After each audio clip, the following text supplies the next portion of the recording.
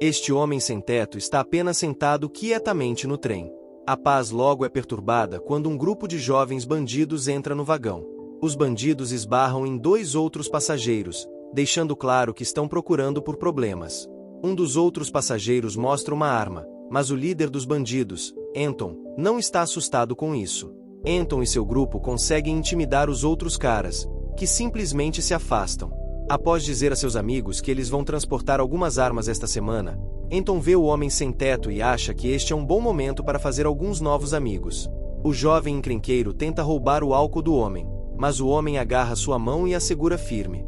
Este homem não é apenas um qualquer sem teto. Na verdade, seu nome é John Reese, um agente especial que já viu bastante ação no passado. Anton tenta puxar a mão para longe, mas John a segura firmemente. Então, ele decide soltá-la, mas Anton ainda não está feliz. Ele provoca John, dizendo que ele não trouxe álcool suficiente para o grupo todo. Esses jovens não têm ideia de quem estão mexendo, por isso provavelmente tentam encurralar John. John age rápido e se despacha com eles, quebrando suas mãos, dando joelhadas em suas partes sensíveis e atingindo suas gargantas o suficiente para fazê-los ofegar. Os 5 deles são levados à delegacia. O oficial Carter dá uma olhada nas filmagens de vídeo e então entra na sala onde John está sendo mantido.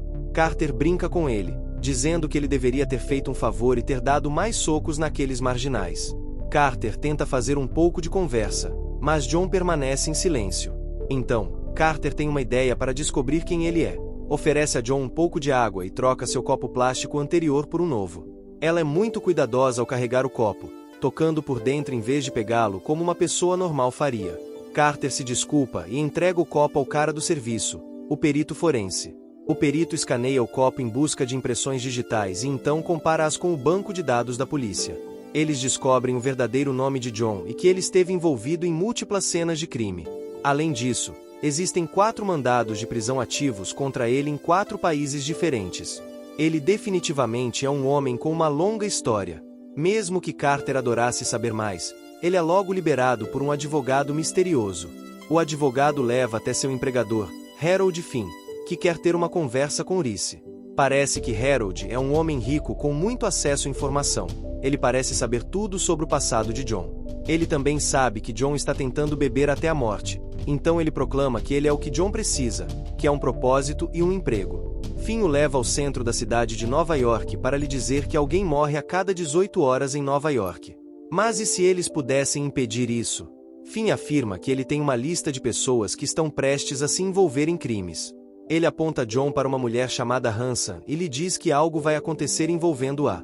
O problema com a lista de Harold é que ele não pode saber se o nome na lista será a vítima ou o perpetrador.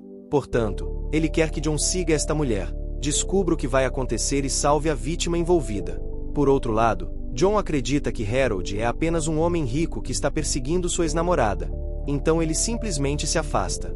Os homens de Harold tentam detê-lo, mas John se despacha com eles em questão de segundos. Mais tarde, John passa algum tempo em um hotel, se barbeando para mudar sua aparência. Naquela noite, Finn o coloca em uma armadilha, tocando uma gravação de um assassinato que ocorreu há 3 anos, bem dentro do quarto de hotel ao lado, onde John está. Passando a noite, Finn brinca dizendo que John está atrasado, acrescentando que também estava atrasado para sua amiga Jessica. Essa revelação faz parecer que Reese teve uma namorada que ele amou e perdeu. Embora John esteja zangado com Finn, ele pergunta: "Que diabos você sabe sobre isso?" É a verdade. Ele é convencido a trabalhar com ele porque eles poderiam potencialmente salvar algumas pessoas ao se unirem. Harold leva John a um lugar que usa como centro de operações, e John percebe que a lista de Harold não inclui nomes, mas sim os números de seguro social das pessoas potencialmente envolvidas em crimes. John começa a trabalhar e reduz os inimigos de Hansa a 2 pessoas. Uma delas poderia ser um advogado chamado Wheeler, que é o co-conselheiro dela e costumava namorar Hansa, mas ela terminou com ele. O outro poderia ser um gangster chamado Pope, que foi enviado para a prisão por Hansa. Enquanto John continua a segui-la, ele assiste ao julgamento de Pope, onde o detetive Fusco está dando seu depoimento. Mas, após o julgamento, Hansa repreende Fusco porque ele saiu do script sem que ela soubesse. Mais tarde, Hansa visita Pope na prisão para lhe dizer que acredita que ele não é o culpado pelo crime que lhe é atribuído. John ouve pelo microfone instalado em seu telefone que Pope tem um irmão mais novo chamado Michael, que ele está tentando proteger. pois implica que Pope está mentindo sobre o assassinato que supostamente cometeu para proteger seu irmão dos verdadeiros assassinos, porque Michael testemunhou eles cometendo um homicídio. No dia seguinte, Wheeler entra no escritório de Hanson para saber mais sobre Mike, procurando em seu computador. Assim, John suspeita que ele está envolvido de alguma forma. Naquela noite, os bandidos chegam a Michael primeiro, mas John intervém e atira na caminhonete deles com um lançador de granadas. Reese salva Michael e também rouba alguns crachás desses bandidos, revelando que eles são policiais corruptos. John começa a vigiá-los e descobre que eles estão trabalhando com Fusco. Os policiais corruptos matam pessoas para manter suas bocas fechadas, enquanto Fusco arma inocentes para irem para a prisão. Agora, John quer saber mais sobre a lista de Harold, e este revela que, após o ataque de 11 de setembro, o governo contratou para construir uma máquina que combina informações sobre pessoas, recebendo essas informações de todas as câmeras e microfones do país. A máquina produz dois tipos de listas, uma focada em possíveis ataques terroristas e outra focada em outros tipos de crimes. Harold construiu uma porta dos fundos para receber essa segunda lista, mas tudo que eles recebem são os números de seguro social, então eles têm que fazer um trabalho para descobrir o que vai acontecer. John continua seu trabalho enquanto acredita que Hanson está em perigo, mas parece que Hanson está trabalhando com os policiais corruptos, que também mataram Pope na noite passada em sua cela. Hanson diz aos policiais corruptos para também matarem Wheeler, porque ele está investigando demais. O problema é que Wheeler, enquanto Fusco aparece por trás de John e aponta uma arma para ele, John escapa da custódia de Fusco enquanto ele o leva para o deserto com a intenção de matá-lo e retorna a Nova York. Os policiais corruptos estão prestes a matar Wheeler enquanto incriminam o marginal por isso, mas Reese chega a tempo de detê-los. Então, ele cuida de Hanson misturando algumas gravações. Finalmente, ele chantageia Fusco para trabalhar para ele, porque vai precisar de alguém do lado de dentro. Alguns dias depois, John entra em um elevador e começa a conversar com um cara chamado Bill. Ele pergunta ao homem se as flores que ele está segurando são para sua esposa, mas John já sabe a resposta. Ele começa a dizer que algumas mulheres abandonam seus parceiros quando descobrem que eles as traem, mas outras mulheres contratam dois caras para fazer parecer que foi um assalto que deu errado. John se aproxima dos dois caras que estão seguindo Bill e diz a ele para ligar para um bom advogado de divórcio. No dia seguinte, a máquina tem um novo número para Harold e John trabalharem. Desta vez, o número pertence a uma garota chamada Teresa, mas seu caso é um pouco especial. Harold leva John ao cemitério e lhe diz que Teresa deve estar lá. O pai dela era um desenvolvedor imobiliário, mas o mercado desabou e ele faliu. Isso deixou louco, e ele matou sua família em uma viagem de fim de semana antes de se matar. Harold proclama que a máquina vê tudo, então se o número dela apareceu, isso significa que a garota está viva. John visita Fusco para pedir que ele obtenha o arquivo deste caso da polícia, e Fusco não tem outra escolha a não ser ceder. Depois de ler o arquivo, John diz a Finn que isso foi um assassinato profissional. O assassino fez parecer que o pai fez isso, deixou tudo parecendo que foi um crime cometido a queima-roupa. Harold se pergunta como John sabe disso, e este explica que essa é a maneira como ele faria. Logo, Finn usa sua tecnologia para encontrar a garota, e John a persegue. Teresa percebe que está sendo seguida e consegue escapar antes que John consiga alcançá-la. John visita Harold em um escritório onde parece estar trabalhando. É revelado que Harold é o proprietário da empresa e apenas trabalha lá para se esconder à vista de todos. John também dá a Harold um pequeno dispositivo que Teresa deixou para trás. Este dispositivo grava informações de cartões quando as pessoas usam seus cartões de crédito em caixas eletrônicos. Aparentemente, Teresa ganha vida roubando informações de cartões e depois retirando dinheiro. Então, John pergunta nas ruas para saber sobre o assassino que recebeu o contrato para a família de Teresa e descobre que um cara apelidado de Sonic fez isso. O assassino agora está na prisão porque foi preso por outro caso. John o visita e pergunta por que ele não matou a garota. Sonic responde que ele tem um código e nunca mataria uma criança. Ele apenas disse à garota que, se ela contasse a alguém sobre ele, ele viria para ela para terminar o serviço. John quer saber quem o contratou, mas Sonic diz que apenas conheceu o homem que o contratou uma vez e que foi pago em dinheiro. Nenhum nome foi trocado. Logo, Teresa tenta vender algumas informações bancárias online, e Finn consegue rastreá-la. John a encontra, mas eles são interceptados por um assassino que estava atrás da garota. John salva a garota e a leva para um hotel, onde ela revela que seu pai culpava seu tio Derek pelo que aconteceu com ele. John encontra Derek e descobre que ele trabalhou com dois grandes contratantes para matar seu irmão, porque a terra seria herdada por ele. Eles fizeram isso porque aquele pedaço de terra agora vale 40 vezes seu antigo valor. No entanto, eles agora estão tentando matar Teresa porque sabem que ela herdará a terra de seu pai se alguma entidade legal descobrir que ela está viva. John encontra um desses grandes contratantes e atropela seu carro com um caminhão grande. John pede ao homem para cancelar o contrato sobre Teresa, mas o homem diz que já está em andamento. De volta ao hotel, o assassino tenta encontrar Teresa enquanto Harold tenta levar a garota para fora pela escada de incêndio. O assassino os encontra e aponta sua arma para eles, mas John aparece na hora certa e mata o assassino, pois John liga para agente Carter e diz que é hora de se encontrarem. Carter traz alguns oficiais secretos com ela, mas a única coisa que encontra é Teresa. Quando leva a garota para a delegacia para reuni-la com sua tia, Carter tenta extrair algumas informações dela, mas a garota afirma que sua experiência dolorosa causou algum tipo de trauma e que não consegue se lembrar de muitas informações sobre o homem que a ajudou. Finalmente, Reese visita Harold em seu escritório novamente, mas este se mudou para outro escritório. Quando John chama, Harold lembra que é uma pessoa muito privada e pede a Reese para não chamá-lo. Ele só o chamará quando precisarem conversar. Harold e John não têm muito tempo para descansar, pois a máquina lhes dá um novo número. Logo, Finn descobre que o número pertence a um cara chamado Joey, que foi soldado no exército e recebeu várias medalhas por bravura. Reese começa a vigiar Joey, que trabalha como garçom em um hotel. Joey envia uma mensagem estranha para um número e sai do trabalho. John o segue e eles acabam dentro de um banco. Joey usa uma máscara enquanto seu cúmplice entra no banco e comete um roubo. John é incapaz de fazer qualquer coisa, pois está preso ao chão. O segurança tenta alcançar sua arma, mas John o impede, pois isso não é uma boa ideia. Após o roubo, Harold quer acabar com este caso e sugere que entreguem Joey à polícia antes que alguém acabe morto. No entanto, Reese quer saber como um bom soldado se envolveu em roubos armados a bancos. Ele vigia Joey por um tempo e descobre que ele está conectado a uma rede de soldados que cometem roubos. Reese encontra as informações de que precisa para construir uma boa história e conhece um ex-sargento chamado Sam, que possui um bar. Ele afirma que está procurando um emprego com um bom salário e que um suposto amigo dele, um fuzileiro morto, o sugeriu no passado. Alguns dias depois, Finn arma para que o motorista da equipe seja preso pela polícia. Temos armas aqui, espingarda. Isso abre uma vaga para que Reese faça parte da equipe, e ele tem sua primeira reunião com Joey e sua equipe. Enquanto isso, Carter assiste às filmagens do banco e vê as costas do corpo de John salvando segurança ao impedi-lo de pegar sua arma.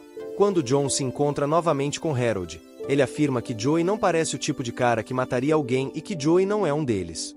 É uma coisa matar quando você está em guerra e outra matar pessoas inocentes.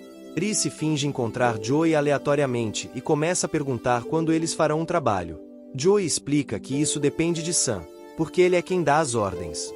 Os dois se tornam um pouco mais próximos depois de se envolverem em uma briga com dois banqueiros. Reese começa a perguntar se Joey tem filhos, porque sabe que esse soldado está conectado a duas mulheres diferentes. Joey quer manter seus negócios em sigilo, então apenas diz que tem algumas obrigações a cuidar. Alguns dias depois, a gangue chama Reese para uma missão, enquanto a polícia consegue descobrir a identidade de um dos membros da gangue. O grupo rouba um local de jogos clandestinos que pertence à máfia e sai de lá bem antes que a polícia chegue. Sam prepara a equipe para outro golpe, e Harold acredita que é hora de colocar um fim nisso. Reese pede mais tempo porque quer proteger Joey. Ele aprendeu que uma das mulheres que ele conhece é sua namorada, enquanto a outra é a esposa de seu amigo de guerra. O amigo dele tem uma filha, e Joey fez da sua missão reunir dinheiro para que ela possa crescer confortavelmente. Sua esposa havia acabado de ter um bebê. John se junta à gangue na próxima missão, que é roubar as evidências de um caso que tem algo a ver com alguém chamado Elias. Finn descobre que Sam está armando para a equipe, e avisa Reese sobre isso. Quando os caras entregam os arquivos do caso para Sam, ele os mata, mas Reese consegue salvar Joey e o aconselha a deixar a cidade. Mais tarde, Sam entrega as evidências do caso a uma pessoa desconhecida. Quando Reese o encontra, Sam já está morto. Depois de todo o estresse pelo qual esses caras passaram, Harold decide que é um bom momento para visitar o médico, embora sinta algumas dores nas costas e precise de alguns remédios. Seu principal propósito ao visitar é roubar o rádio do hospital da doutora Tillman. A máquina deu seu número, e os bons precisam descobrir o que está acontecendo com ela. John começa a vigiar a doutora Tillman e percebe que ela é uma pessoa bastante solitária, Vive só para o trabalho e não se diverte. Uma noite, porém, Tillman decide sair, e um cara tenta abordá-la. Ele tenta segui-la, mas Reese cuida dele. Dentro do clube, Reese vê um cara chamado Andrew que esbarrou na Tillman mais cedo naquele dia. Reese retribui o favor e esbarra nele, apenas para descobrir que esse homem carrega algumas drogas com ele.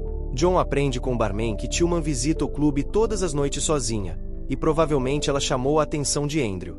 No dia seguinte, John invade o apartamento de Andrew e rouba os arquivos do computador dele. Ao revisá-los com Harold, eles descobrem que Andrew é um predador e está constantemente procurando oportunidades para explorar mulheres. Ele também tem um histórico criminal da faculdade, mas esse registro foi oficialmente deletado. Enquanto isso, Carter revisa as filmagens da equipe de John quando eles entraram na sede para roubar os arquivos do caso. Ela entende que um dos ladrões teve uma breve interação com Harold e que o pequeno cara diz algo ali mesmo, e eles trocaram algumas palavras. Mais tarde naquela noite, John observa Andrew se aproximar de Tillman no bar. Os dois têm um rápido encontro flertando antes de deixarem o bar. Andrew convida Tillman para ir à casa dele, mas a médica não está disposta. Enquanto Andrew se afasta, Tillman o segue e usa uma câmera para ampliar e observar seus movimentos mais de perto. John liga para Finn e diz que Andrew não está seguindo Tillman, mas sim que a médica está seguindo o banqueiro. John vai até Fusco para ajudá-lo a obter o antigo arquivo de Andrew. Quando lê, John junta as peças. Na faculdade, Andrew foi acusado de agredir sexualmente uma jovem, mas as acusações foram retiradas porque nada pôde ser provado, já que a garota se atrasou 2 dias para relatar o incidente. Mais tarde, aquela garota cometeu o impensável ao consumir muitas drogas, mas ela não era apenas qualquer garota. Ela era a irmã da doutora Tillman. Portanto, a médica está buscando vingança. A máquina deu a ele seu número porque ela vai tentar matar Andrew. Quanto a Harold, ele recebe uma visita de Carter, que pergunta o que o ladrão lhe disse.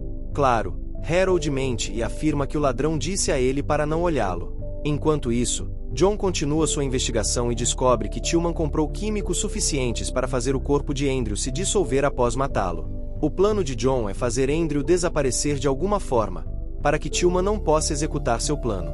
Reese faz o que tem em mente e causa um acidente usando o carro de Andrew, enquanto carrega com drogas. A polícia prende Andrew, mas ele é solto no dia seguinte.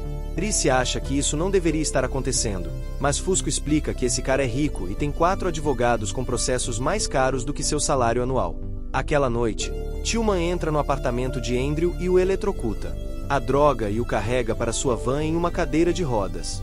No entanto, John intervém e pede a Tillman para sentar-se com ele, porque ele sabe quem ela está carregando para o fundo da van. Deus, você tem alguém amarrado no fundo da van. John consegue convencê-la a não matar Andrew, porque, se ela o fizer, a parte mais importante de si mesma morrerá. Tillman não é uma assassina, mas sim uma pessoa que ajuda os outros. Reese leva Andrew para um local isolado e os dois começam uma conversa interessante. Na verdade, John tenta determinar se deve permitir que Andrew viva, porque as pessoas podem mudar, ou se deve matá-lo, porque as pessoas não mudam.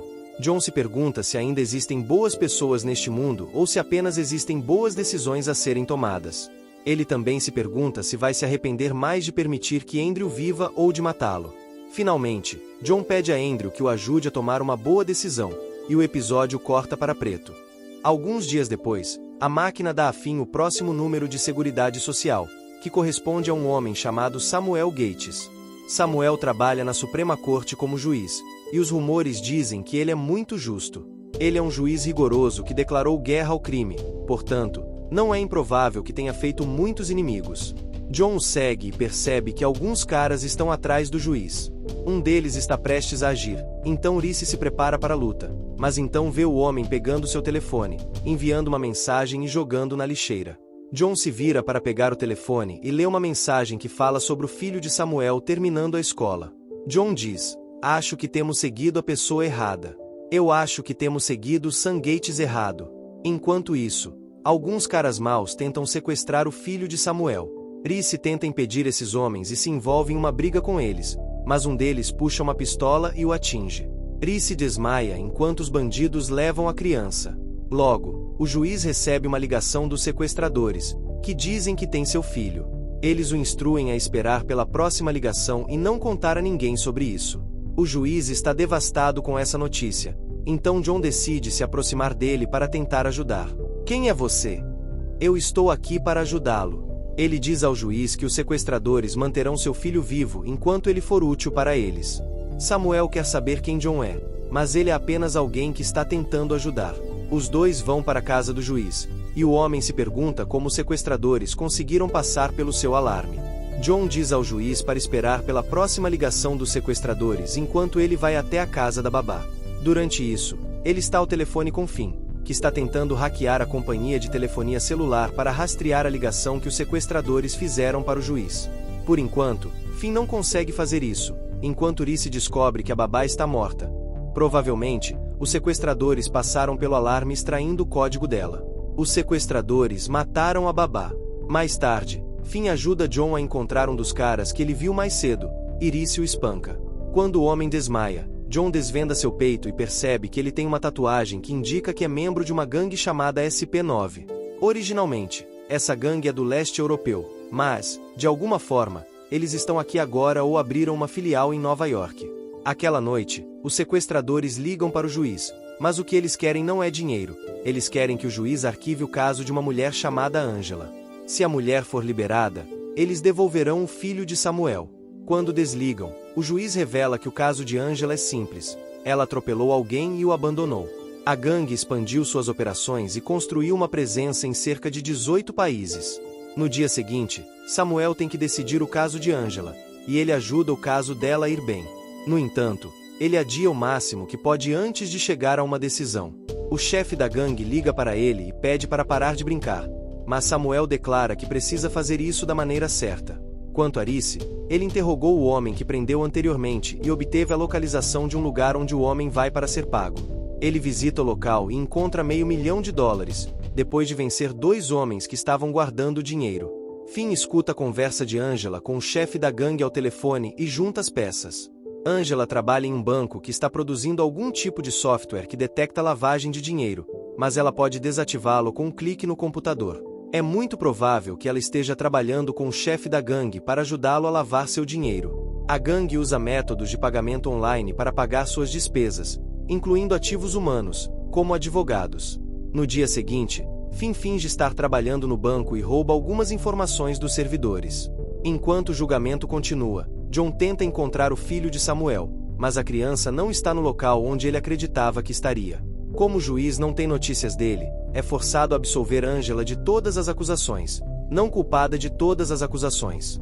O chefe da gangue liga para Samuel para que ele vá buscar seu filho, mas John sabe que eles vão matar o juiz. Quando Samuel chega ao local, os bandidos o forçam a se despedir do filho, mas Reese aparece com Angela e cita as informações que conhece. Angela desativa o algoritmo por 3 minutos todas as manhãs no banco, para que o SP9 possa realizar suas transações. É assim que ela está conectada ao banco. O chefe da gangue acredita que toda a operação está queimada, então ordena a seus homens que matem todos. A interação resulta em um tiroteio, com os bandidos perdendo. Finalmente, Finn entrega algumas evidências a um advogado para que possam enviar Angela para a prisão, enquanto a polícia a encontra amarrada junto com os gangsteres. John Reese tem que fingir que é um motorista para entrar em contato com a próxima pessoa que a máquina aponta. Ele se encontra com uma mulher chamada Zoe Morgan e finge ser seu novo motorista. Zoe é cautelosa, então liga para a empresa para perguntar se realmente enviaram um novo motorista, mas Finn é quem atende a chamada e cobre John. John a leva para um local onde ela paga um cara para conseguir uma arma, mas de volta ao seu apartamento, Finn encontra outra arma. John comenta que a única razão pela qual ela compraria uma segunda arma é porque ela é irrastreável. Zoe troca de roupa enquanto John a leva para um evento. Ele decide segui-la porque acredita que ela pode ser a perpetradora. No evento, Zoe se encontra com um oficial de alta patente e lhe entrega a arma. Sua conversa revela que um policial perdeu sua arma e Zoe apenas a recuperou para poupar-lhe o trabalho. Por fim, John leva Zoe de volta para casa e ela diz para se encontrar com ela novamente amanhã. Finn pergunta a John o que ele acredita que está acontecendo, e este explica que ela é uma fixer, alguém que faz favores por dinheiro. Em um caso como o dela, pode haver muitas pessoas que a queriam morta. Enquanto isso, a polícia encontra o corpo de um homem que costumava ser o principal suspeito em um caso antigo envolvendo uma mulher morta chamada Marlene Elias. O arquivo do caso que foi roubado em episódios anteriores pertencia a ela. Carter se comunica com o detetive que trabalhava nesse caso e ele revela algumas informações. Marlene Elias trabalhava como garçonete em um bar de coquetéis de propriedade de um chefe da máfia. O chefe teve um caso com ela e Marlene queria que ele se divorciasse da esposa. O chefe se cansou dela e contratou o homem morto para matá-la. Na época, seu caso foi comprado pelo chefe, e o assassino ficou livre. Marlene Elias e o chefe tiveram um filho que pode ter sido responsável por ordenar o roubo do arquivo e matar o principal suspeito do caso de sua mãe. Logos, Oi se mete em problemas com um cara chamado Mark Lawson, que é herdeiro de uma grande farmacêutica. Ele a fez recuperar uma gravação que mostrava seu caso legal, e após matar o repórter que tinha a gravação, agora ele quer matar Zoe também para eliminar qualquer ponta solta. John intervém e salva Zoe, enquanto Finn se faz passar por um grande acionista da farmacêutica para se encontrar com Mark. A investigação de Harold revela que Mark matou a mulher com quem teve um caso, mas as coisas são um pouco mais complicadas. Além de ter um caso com ela, a mulher estava prestes a expor um enorme escândalo sobre um dos medicamentos da empresa. Mark não poderia deixar que isso acontecesse e tirou a garota de cena. John e Zoe invadem a sede da farmacêutica e recuperam alguns arquivos deletados do computador principal. Finn junta as informações e descobre que o novo medicamento da empresa tem uma taxa de mortalidade de 3%, 6 pessoas em 200.